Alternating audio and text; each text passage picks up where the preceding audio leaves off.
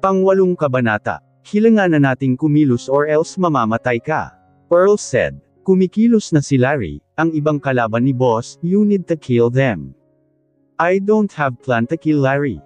I play Richer here. She has daughter. I don't want Ella to be sad. But he's the reason why your mother and our father died. Pearl seriously said. He's heartless and selfish man. I know but Ella is important to me, she's Richie's wife. I looked at them. I love killing people but not anymore, all I want is safety for my family, for my Ryle and for my Richer. And even he kill me wala na siyang mapapala, wala na sakin ang kayamanan ni mommy. I added, pinasa ko na lahat yun kay Ryle. Kahit mamatay ako wala na siyang mapapakinabangan. Patay, bakit mamamatay ka? Richer asked innocently. Ayaw patay tatay. I'm not gonna die little lollipop, babawi si tatay diba? Malambing kong sabi dito. Don't be sad now okay. Umakyat ito sa lamesa kaya agad ko siyang inalalayan. Lolo, kumaway ito kay boss at ngumiti. Gusto ko din po baril. Pag-agawan kita kiddo. Tugon dito ni boss. But not now, you need to be strong first. Strong ako sabi nanay. Tumayo ito sa lamesa. Superman. Sit down now kiddo, baka mahulog ka. Agad namang sinunod nito ang sinabi ko. Tatay, Didi, he's hungry again. Didi, I carry him. We need to go now, he need to drink milk. Naalimpungatan ako nang maramdaman kong may nagtataas ng damit ko. Didi daw si Richer, sabi ni RK. Sorry for awakening you. Okay lang. Pumikit ulit ako. Lollipop, masakit pa balakang ko. I'll massage it. Naramdaman kong pamwesto ito sa likuran ko. Minasahe niya ang balakang ko, lalo akong nakaramdam ng antok dahil sa ginagawa niya. Nanay, tulog ka. Pinaglaruan ni Richer ang isang didi ko habang dumdidi. Nawala na antok ni nanay, gusto ko lang pumikit. Tugon ko at dinilat ang mga mata ko. Kamusta naman ang meeting nyo lollipop? It's good. Sagot nito. Wala naman kaming gaanong pinag-usapan. Lollipop, gaano ka na katagal na mafia? Gaano ka na katagal nagtatrabaho kay tatay? Curious kong tanong. I was 15 years old when I met your father, he helped me to be a mafia. Sagot nito. Yumo agad ako sa offer niya na maging mafia, dahil puno ng galit ang puso ko, my only goal was to have revenge for those people who killed my parents. But when you came into my life, I changed my goal. After I caught them I will quit for being mafia, I only want a peaceful life with you and to our child. Dagdag pa nito. Napangiti na lang ako sa sinabi nito. Huminto ito sa pagmamasahe sakin at nagtungo sa kabilang side ni Richer. Gusto ko bago tayo maging buong pamilya ay wala nang banta sa buhay natin, gusto ko bago kita pakasalan wala na akong kaaway at nakaalis na ako sa mundo ng mafia. Hinaplos nito ang buhok ko. Ayokong pumasok ng buo sa buhay mo hanggat may mga taong nagtatangka sa buhay ko, hinding-hindi ako papasok ng buo sa buhay mo kahit gustong gusto ko. Naiintindihan ko RK. Hinaplos ko ang pisngi niya. Masaya ako kasi mas inuuna mo kami ni Richer. Of course, you and Richer is my top priority. Ano ba yan, lalo kita minamahal eh. Good to hear. Dumukwang ito at hinalikan ako sa noo. I love you my Ryle.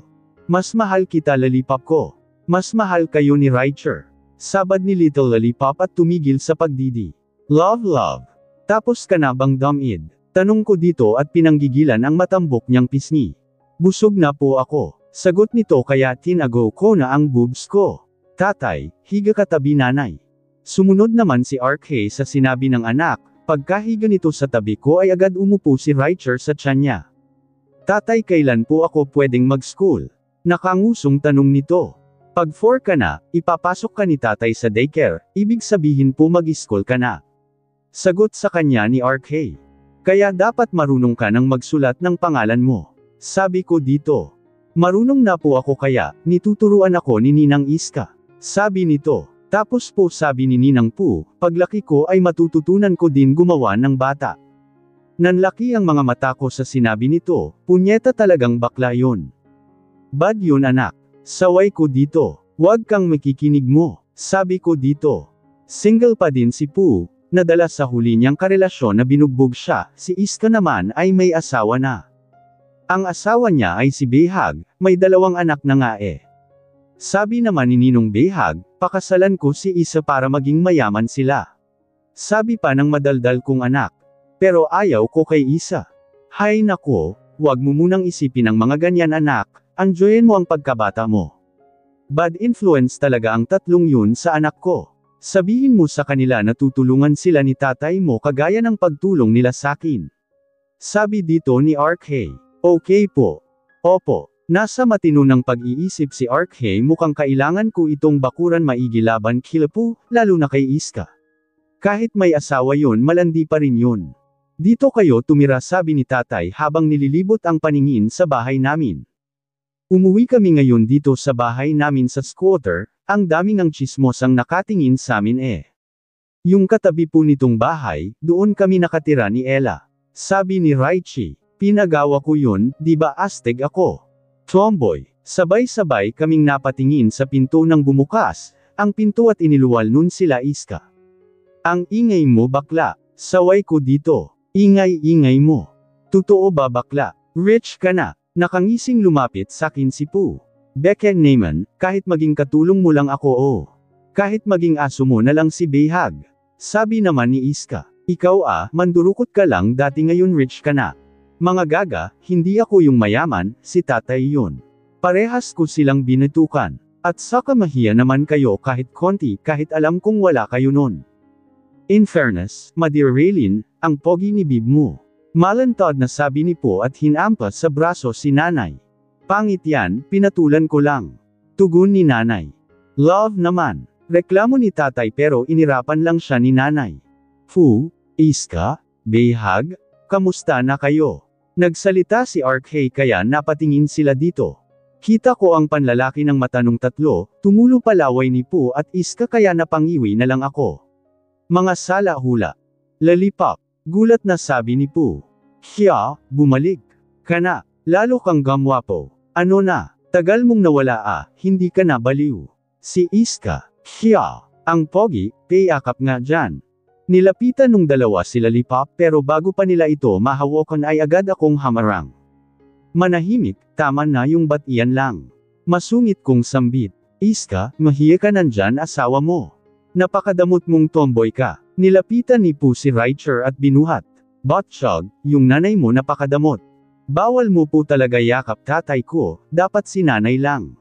Sabi ni Raicher kaya napangisi ako.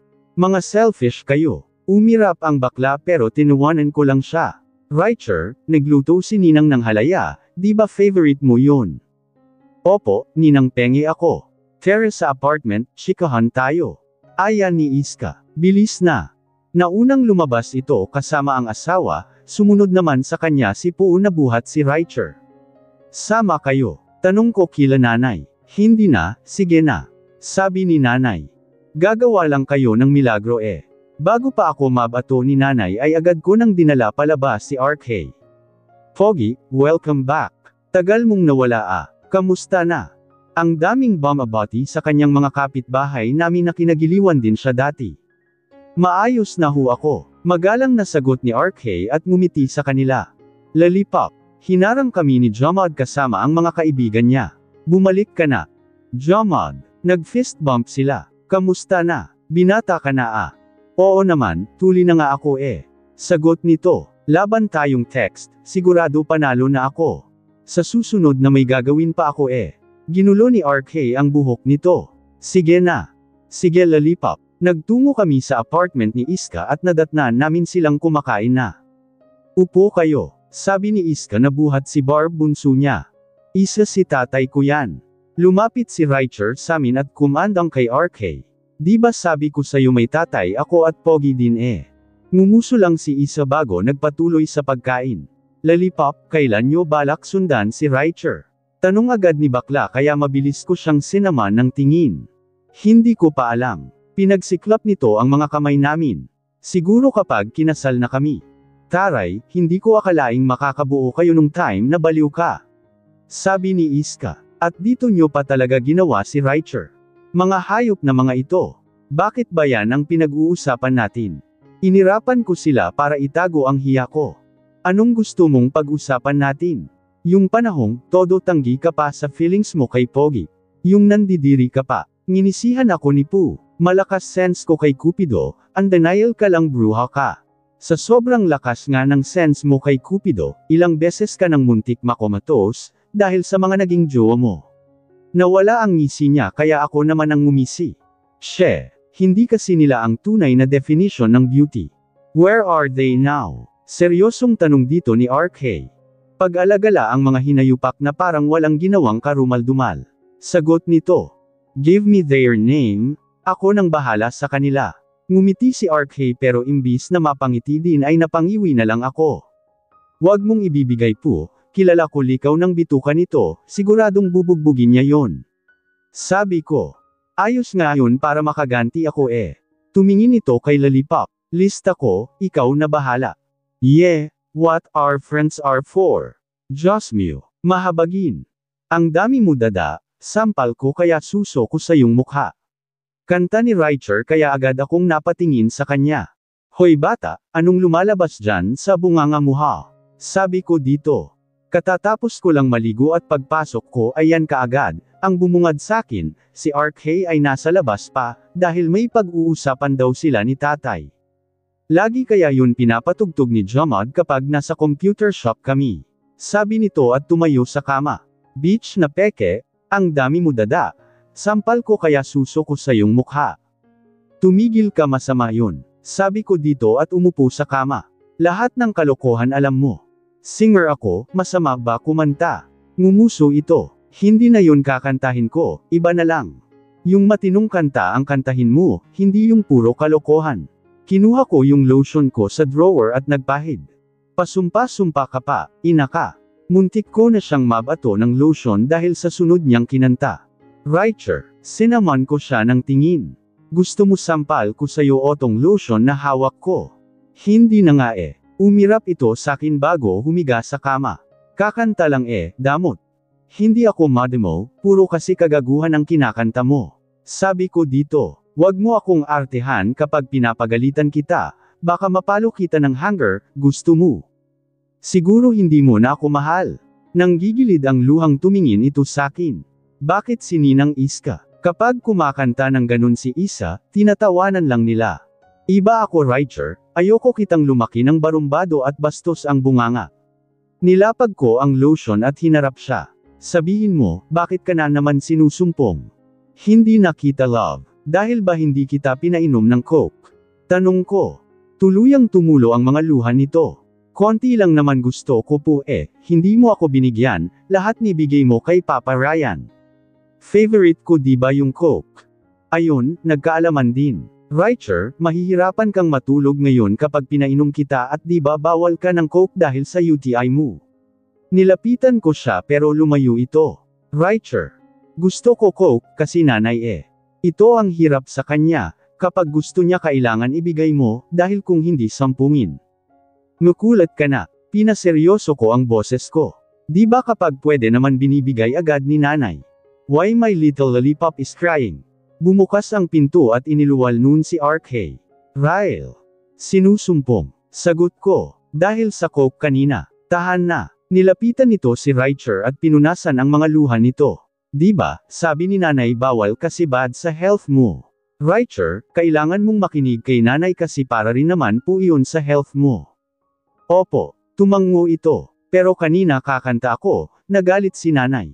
Napatingin sakin si RK. Rai, what's your problem? Paanong hindi magagalit puro kagaguhan ang kinakanta? Sagot ko. Richer, sa tingin mo magagalit si nanay kung tama ka? Hindi po. Tumayo ito at lumapit sakin, kumandang ito paarap sakin at niyakap ako. Sorry po nanay, susunod na si Richer lagi po sayo.